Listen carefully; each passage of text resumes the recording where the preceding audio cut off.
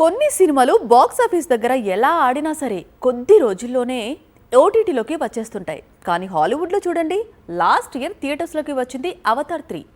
ఇప్పుడు ఓటీటీలోకి వస్తోంది. థియేటర్కు ఓటీటీకి మధ్య 6 నెలల విరామం. ఈ గ్యాప్ సినిమాను తిరుగులేని బ్లాక్ బస్టర్గా నిలబెట్టింది. 2009లో అవతార్ రిలీజ్ అయినప్పుడు ప్రేక్షక ప్రపంచం నివ్వెరపోయింది. ఇలా కూడా ఒక సినిమా తీస్తారా అని ఆశ్చర్యపోయారు ఆడియన్స్. అందుకే తిరుగులేని బ్లాక్ బస్టర్ గా నిలిచింది. 4 ఏళ్ల క్రితం రెండో భాగం విడుదలైనప్పుడు మళ్లీ సేమ్ రియాక్షన్. ఏదేమైనా కామరూన్ వెండితెర మెజిషియన్ అన్నారు.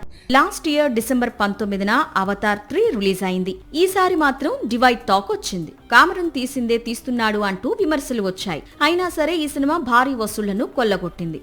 సుమారు 1.5 బిలియన్ వసూళ్లను అందుకుంది. ఇందులో లాంగ్ ఓటీటీ రిలీజ్ ఓ రీజన్ గా చెప్పుకొచ్చింది హాలీవుడ్. ఇప్పుడు ఈ చిత్రం ఓటీటీ రిలీజ్ కి ముహూర్తం ఖరారు చేసుకుంది.